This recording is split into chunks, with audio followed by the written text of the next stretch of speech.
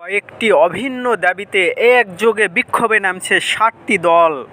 জুলাই সনদের ভিত্তিতে আগামী ফেব্রুয়ারিতে জাতীয় নির্বাচন অনুষ্ঠানসহ কয়েকটি অভিন্ন দাবিতে মাঠে নামছে জামায়াতে ইসলামীসহ ৪টি দল।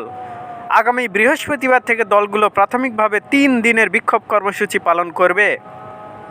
জুলাই সনদের ভিত্তিতে আগামী ফেব্রুয়ারিতে জাতীয় নির্বাচন অনুষ্ঠানসহ কয়েকটি অভিন্ন দাবিতে মাঠে নামছে জামায়াতে ইসলামীসহ ৪টি দল।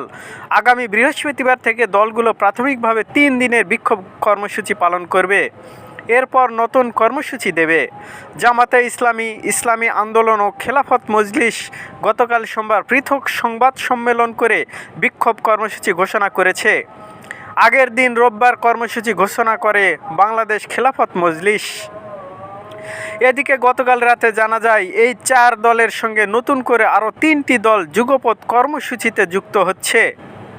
দল ৩টি হচ্ছে নেজামে ইসলাম পার্টি, বাংলাদেশ খেলাফত আন্দোলন ও জাতীয় গণতান্ত্রিক পার্টি জাগোপা। খেলাফত আন্দোলনের নায়েবে আমির মুজিবুর রহমান হামিদি ও জাগোপার সহসভাপতি রাশেদ প্রধান বলেন, তারা আজ মঙ্গলবার নিজ নিজ কার্যালয়ে সংবাদ সম্মেলন করে কর্মসূচি ঘোষণা করবেন।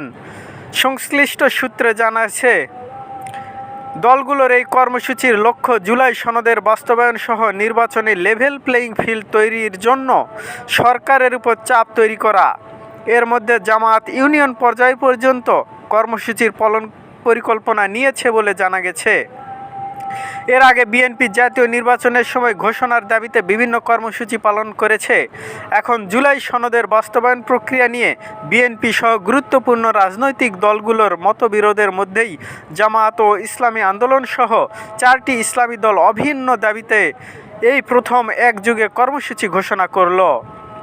দলগুলোর এই যুগপৎ কর্মসূচিকে নির্বাচনী রাজনীতি মাঠে গড়ানোর ইঙ্গিত হিসেবে দেখছেন সংশ্লিষ্ট ব্যক্তিরা। আবার কেউ কেউ এটাকে নির্বাচন কেন্দ্রিক সমঝোতা বা বোঝাপড়ার অভ্যাস হিসেবেও দেখছেন। আলোচনা অব্যাহত থাকা অবস্থায় কর্মসূচি দেওয়া স্ববিরোধিতা মনে করছে বিএনপি।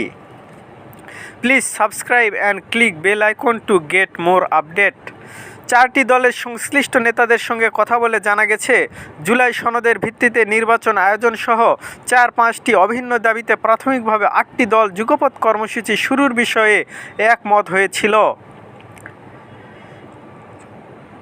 রাজধানীর পল্টনে খেলাফত মজলিসের কার্যালয়ে আয়োজিত সংবাদ সম্মেলনে ৬ দফা দাবি তুলে ধরেন দলের মহাসচিব আহমদ আব্দুল কাদের। খেলাফত মজলিসের মহাসচিব আহমদ আব্দুল কাদের গতকাল সংবাদ সম্মেলনে হুঁশিয়ারি